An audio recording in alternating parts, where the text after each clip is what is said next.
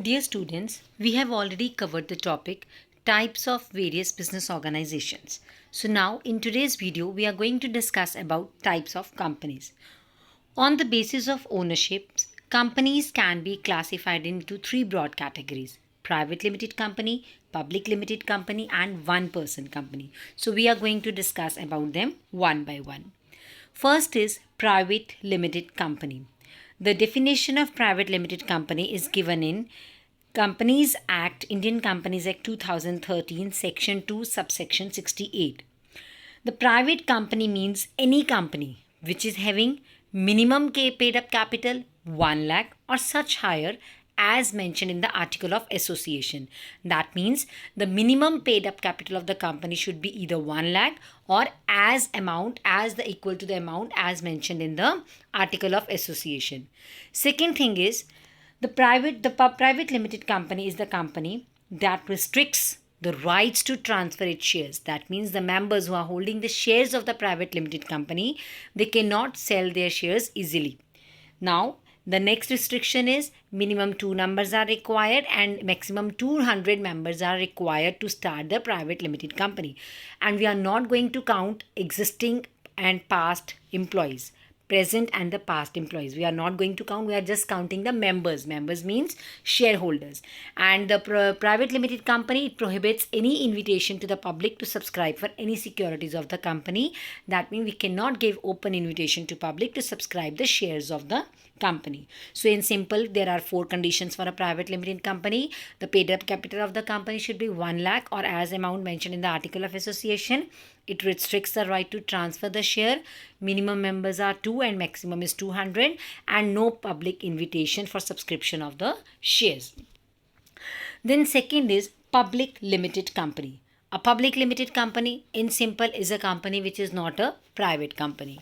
Then it is such a company in which the minimum number of members is 7, but because this is a public means open. So here minimum number of members ki limit bhi, it is more than the private company, and maximum there is no limit. So minimum 7 members are required and maximum there is no limit on the members. Then we have no restriction on transfer of shares. There is no restriction on the transfer of shares because this is a public company.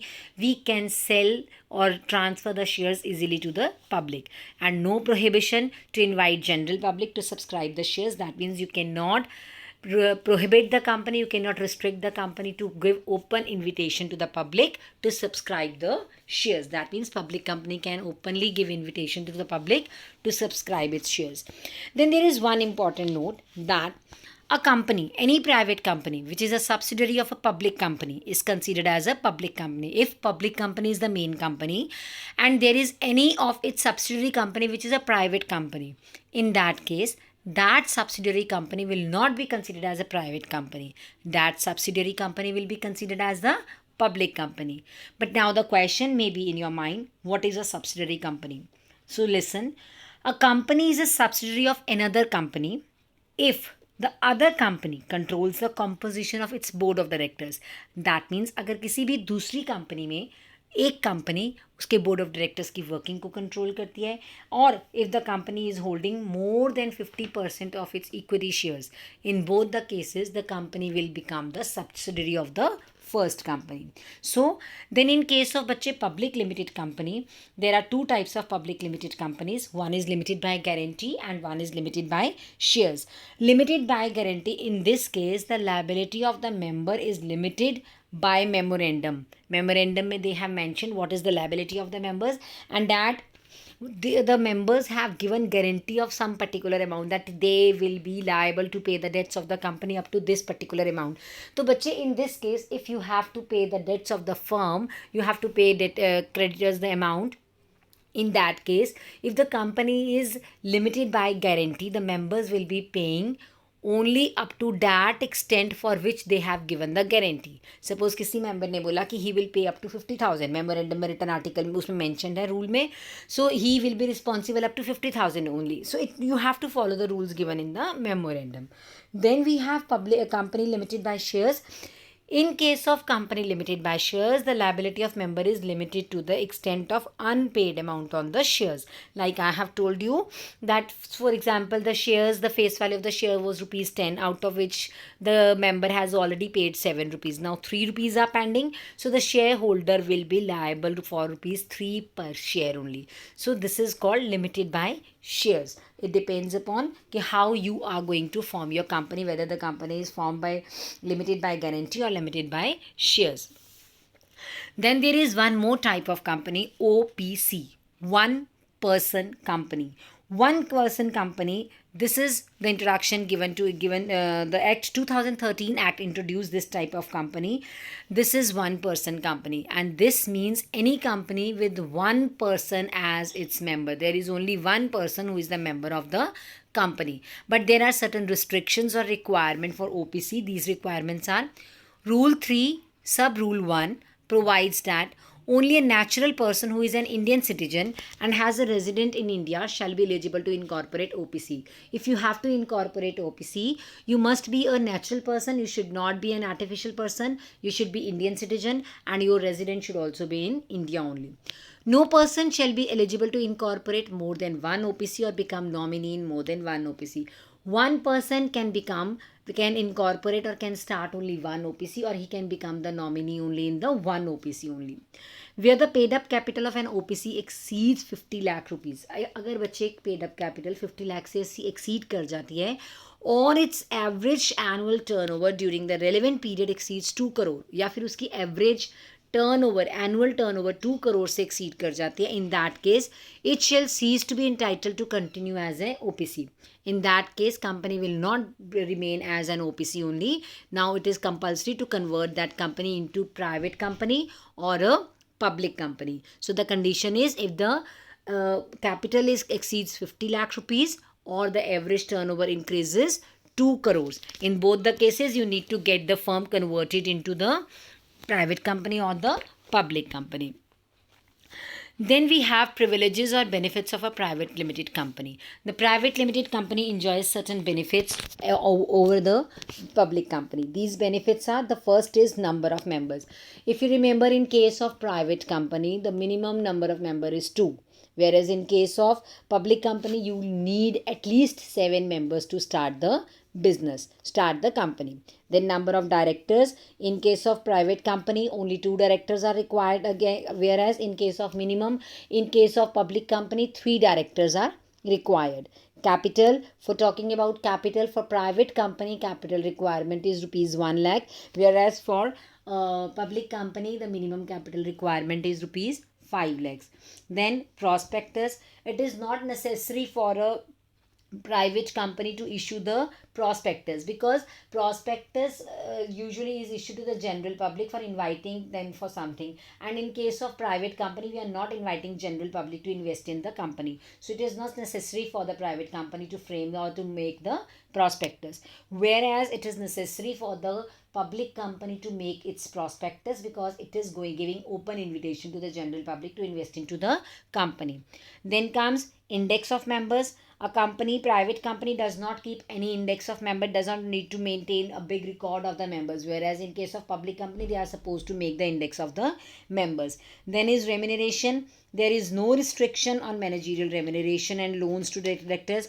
Like in case of private company, they can pay as much remuneration as they want to pay, whereas the public company has to follow the rules given by the government. They have to follow the rules. There are many restrictions on the appointment and remuneration of the directors. Then is loans to director.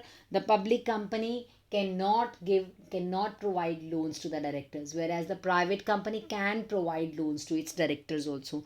And last is certificate of commencement. Yes, private company can commence its business immediately after getting the certificate of registration, whereas public company needs the certificate of commencement also to start the business. This is the points, that benefits that the private company gains over the public company. Then we have differences that you are supposed to read yourself. Differences between private company and public company.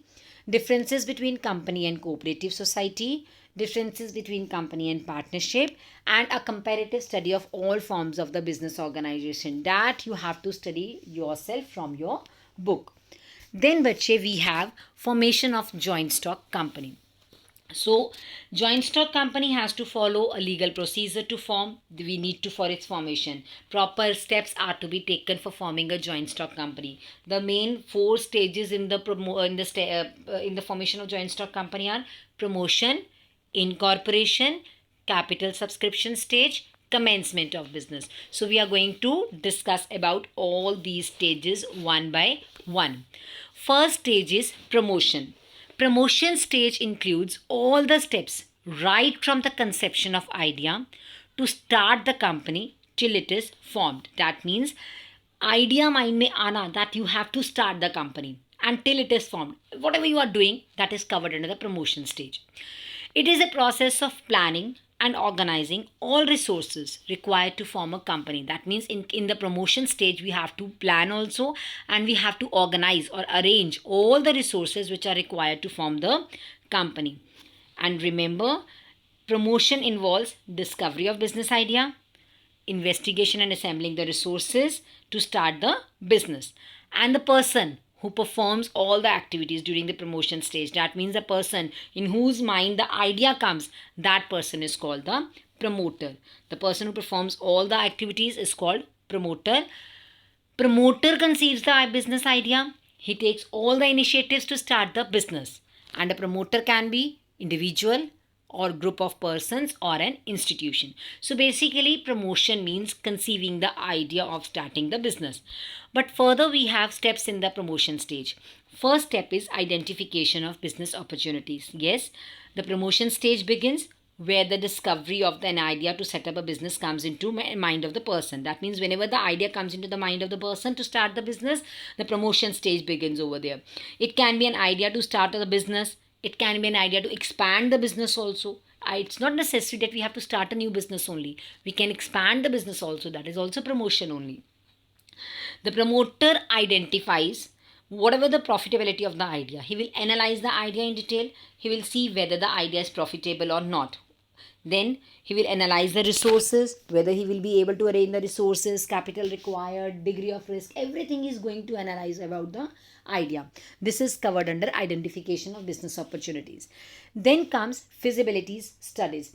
Once he will analyze the related concepts of the idea, he start doing various investigations. बच्चे काम business में कोई भी idea है उसको immediately implement नहीं किया जाता. The person has to work upon that. He will do detailed investigation regarding cost, regarding profitability, regarding production process, regarding demand of the product in the market. So he is going to have the services of experts also, specialists also. So he will do all the analysis. The specialist, whosoever services he will hire, specialist make an objective analysis of all the details collected by the promoter. Promoter will provide them the detail, and the specialist will make an analysis. Basically, under feasibility studies, we do three types of studies: technical feasibility, financial feasibility, and economic feasibility. The first is technical feasibility. Technical feasibility is one when idea is good. Yes, we can start the business, but technically it may not be possible to implement the idea because we are lacking in technology, or we are not having sufficient raw material input or technology. We are not having the things with us, proper material with us. That means we cannot start the business. That comes under the technical feasibility. Any project is considered technically unfeasible. कोई भी project, when you are going to consider that project unfeasible, if you are not having sufficient technologies or you are not having sufficient resources to work on the project, that project will be called technically unfeasible. Then second thing is financial feasibility. If the required capital or funds for the business idea are so large that these cannot be arranged, that you have to start the business, you have to expand the business, but you need lot of funds to be invested on this project, but you are not actually having the funds with you. You cannot arrange the funds from outside also. In that case, the project will be called financially unfeasible. The project, अगर बच्चे हमारे पास funds ही नहीं होंगे invest करने के लिए, how we are going to work upon the project? In that case, project will be called financially unfeasible. Then is economic feasibility. Economic feasibility, बच्चे, it's simply we are working to earn the profits only. If the project is not going to give us profit, we are not able to expand our project, and it is not more profitable for us, then it is economically unfeasible project. So we are under the feasibility study, we are going to do three types of studies: technical, financial and economic feasibilities. Then comes the two, name approval. Name approval mein bache, you must know that two companies cannot have the same name, identical name. So each and every company has to get its name registered from the registrar of companies, so that there should not be any matching or identical same features, similarity between the names of two companies. What happens for the name approval? The company gives 2, 3, 5 names according to their priority. Yes, this is the first name. Agar ye suit nahi karega, then we'll take the second name, then third name to the registrar of the companies. And then the registrar will give the approval to the name if the name will not match to any other company. Then next is fixing up signatories to memorandum of association. Then promoter has to decide about who are going to sign the memorandum. And the persons who sign the memorandum, they are known as the first directors of the company. Important point. Who are the first directors of the company? The members who signed the memorandum of the association in the beginning, they become the first directors of the company. And promoters take their written consent that they are willing to become the directors of the company. They are willing to purchase the qualification shares. Qualification shares means minimum number of shares required to be purchased to become the director. Then is appointment of professionals. Then the promoter will appoint the brokers, underwriters, and he will arrange the auditors. He will arrange the lawyer also for the company. So he's going to hire all the services of the experts for the company. And the last is preparation of necessary document. Then the promoter will take steps to prepare the necessary documents, that he is going to prepare article of association also, he is going to prepare prospectus also, that we are going to read in the further part of the chapter. So these are the steps in the promotion stage: identification of business opportunity, feasibility studies, name approval, fixing up signatories of memorandum of association, appointment of professionals, preparation of necessary documents. After this, bache, we have the second stage, that is incorporation stage. Incorporation stage is the second stage in the formation of company. And incorporation means registration of the company under Companies Act 1956. The first step in incorporation stage is filing of necessary documents, that you are supposed to submit the following documents with the registrar. These documents are memorandum of association, article of association, statement of authorized capital, list of directors with their name, address, occupation and age, written consent of directors to act as the directors, notice of address of the registered office, and a statutory declaration stating that all the formalities related to formation of company are duly completed. You are supposed to collect all these documents and make a file of these documents and submit at the registrar office. Then the second step is payment of fees. While submitting the documents at the registrar office, you are supposed to pay some fee. You are supposed to deposit some fee. The amount of fees depend upon the authorized capital of the company. Then comes registration. The registrar will check all the documents. He will verify all the documents. He will check the payment receipt also. And if he is satisfied with the validity of the documents, yes, the documents are authenticated. Authenticity hai documents ki. Documents are valid documents. Then he is going to enter the name of the company in his register. Then certificate of incorporation. After entering the name of the company in the register, he will issue a certificate of incorporation. That means from this date, जो भी date आपने certificate पे mention की होगी, the company will become a separate legal entity. You can see the specimen of certificate of incorporation. I hereby certified that, then here will be the name of the company. On this day is incorporated under the Companies Act 2013 and the company is limited.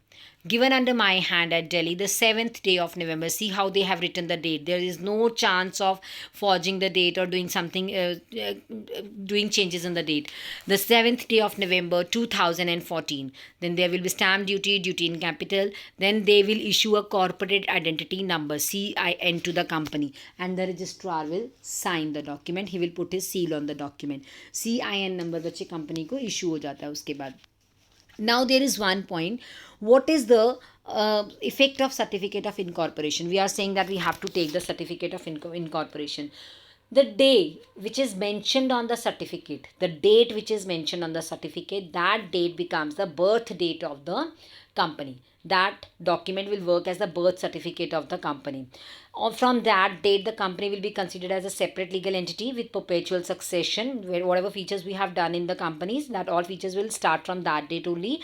And this certificate is a proof that now company is the legally existing in the economy. So whatever may be deficiency in the formalities, if you have been issued the certificate of incorporation, from that day your company will be considered as a valid company. And following points you have to make it very clear. These points are, listen very carefully. The certificate of incorporation was issued on 24th August. Suppose आपको hand over हुआ certificate 24th अगस्त को, date mentioned on that was 22nd August, and you made a contract on 23rd August, then in that case the contract made on 23rd of August will be a valid contract, because the certificate, although certificate was issued on 24th August, but the company became a separate legal entity on 22nd August, the date mentioned on the certificate. Then the second thing is, after issue of registration certificate, if you will found that there is some deficiency in the formalities, signatures are forged, या कोई भी problem है, in that case also the incorporation will be considered valid. So this was the incorporation stage. Then we have capital subscription stage. Again, we have steps in the capital subscription stage. First stage is SEBI approval. SEBI means Securities Exchange Board of India. SEBI is a regulatory body which controls the capital market of India to protect the interest of investor. Basically, they work for the interest of investors. So the public limited company, they need to submit all the relevant information to SEBI before issuing the shares in the companies. And company should not hide anything from the SEBI, because अगर company कोई भी information hide करती है, बाद में पता लगता है, तो registration can be cancelled, right? Second thing is prospectus or statement. SEBI's approval we have taken, prospectus we have made. Then is बच्चे filing of prospectus. Now you have made the prospectus, now you will submit the prospectus to the registrar of the company. You are going to submit the prospectus with the registrar. Then appointment of bankers, brokers and underwriters to receive and deposit the application money. Bankers are appointed. Now you have to receive money from the people, so you need banking services. Then to sell the shares, market में share cell करने के लिए, you need brokers, you need the help of agents also.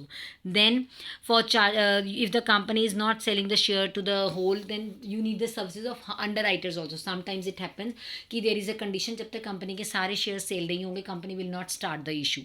Application सभी shares की नहीं आएगी.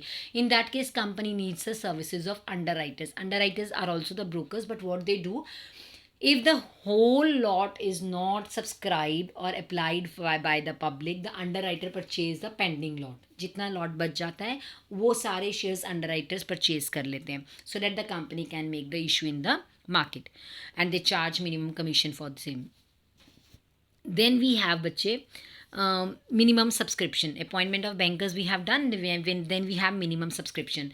Now to make sure that company do not have shortage of fund, it is necessary that company must receive the application for some minimum number of shares. This is called minimum applications. Minimum application receive करना बच्चे बहुत ज़रूरी है. If the company will not receive minimum applications, then the company cannot allot the shares. As per the rules of SEBI, company must receive 90% of its issued amount within 20 days of the issue of prospectus. That means suppose you have issued the shares to the public, prospectus आपने issue किया public को, within 120 days you have to take the, you need to get 90% of the application. Suppose आपने 5 लाख के shares issue किए market में, अगर आपको बच्चे 4,50,000 शेयर्स की एप्लीकेशंस आ जाती हैं within 120 days, then only you can start with the allotment, otherwise you can not start with the allotment. And second thing is, in case you will not receive 90% subscription applications, then you are supposed to return whole of the application and money to the respective persons जिन्होंने भी investment करी थी within 130 days from the issue. मतलब आपने within 10 days लगाने, 120 days of prospectus plus 10 extra days. Within that time you are supposed to return the money to the investors. Then is application to stock exchange. Now the company will give an application to the stock exchange that now the company has received the minimum applications of the shares. Now the company wants to issue the shares, but issue करने के लिए बच्चे they need the help of stock exchange. So what is happen, a firm will take the permission from the stock exchange. If the firm does not get permission from stock exchange within 10 weeks from the date of closure of application, then the allotment will become void. अगर बच्चे आपने application दी और उसके 10 weeks के अंदर अंदर आपको application के ऊपर permission नहीं आई stock exchange की, then you cannot make any allotment and you have to return all the money to the investors. Last is allotment of shares. If you have received the permission, now you can allot the shares to the public. For that you need to make a allotment return statement banani padti hai, which is called return of allotment. Return of allotment is a statement which gives you detail about names and addresses of all the shareholders, and the company has to submit the return of allotment with the registrar. बच्चे आपको registrar को submit करना पड़ता है who are your shareholders, their names, addresses, their number of shares, how many shares they are purchasing from the company. You have to give every detail to the registrar. This is the stage of capital subscription, right? Then the last stage is commencement of business. Now you have, after you have subscribed the securities, received the minimum subscription, and you have applied to the registrar for, now you will apply to the registrar for issue of commencement certificate. You need the commencement certificate. So what documents you are supposed to submit along with for the application? Declaration that shares payable in cash have been subscribed for and minimum subscription has been received. आप एक declaration sign करोगे जिस पे लिखोगे कि आपने minimum applications received की हैं आपने, और आपने cash जितने भी आपने share issue करने थे वो उसका minimum number of shares applied हो चुका है. A declaration that every director has paid in cash the application and allotment money on his shares. Directors ने अपनी money pay कर दी है, allotment and application money. A declaration that no money is pending to pay back to the applicants. आपने applicants को कुछ भी return नहीं करना है from company point of view. And a declaration that above requirements have been complied with. आप ये भी बताओगे कि you have fulfilled all the requirements, and then you will put the signatures of directors or the secretary of the company. Now the registrar will verify all the documents. If he will be satisfied with the documents, authenticity of the document, he will issue you a certificate of commencement. That means now the company can start with the business activities. This is the format of certificate of commencement of business. I hereby certify that name of the company of which was incorporated under Companies Act 2013 on ये आपकी incorporation date आएगी, and with which has this day filed a statutory declaration in the prescribed form that the condition of section 11 have been complied with, is entitled to commence business. Now they can start the business. Given under my hand at आगे बच्चे day, timing और सब कुछ आ जाएगा उस पर, and they will write the, put the signatures and seal and CIN number of the company. Now let's understand this diagram. We have formation of a company. Stage 1 comes promotion of company. In the promotion of company there are steps: identification of business opportunity, feasibility studies, approval of names, signatories of the subscription to memorandum of association. Then we have stage 2, which includes incorporation of company, that means appointment of professionals, then preparation of necessary documents, filing of documents, payment of fees, issue of certificate of incorporation. If it is a private limited company, then you will simply go to the commencement certificate. And if it is a public limited company, then you have to go to the third stage, that is capital subscription stage. So capital subscription stage mein you will obtain the SEBI approval, you will file the prospectus or statement in lieu of prospectus, you will appoint the bankers, brokers and underwriters, you will get the minimum subscription application you will give to the stock exchange, and then you will make the return on allotment or allotment of shares. The next stage will be stage 4, commencement of business. If it is a private company, there will not be capital subscription stage. Commencement certificate, submission of documents to the registrar and issue of the certificate, and then the business will be started. But initially private company was supposed to start the business immediately after the incorporation, but now it is mandatory to take the commencement certificate after for both the companies, whether it is a private company or it is a public company. So that's it for today. In the next video we are going to cover up the various important documents for the company. Till then, take care.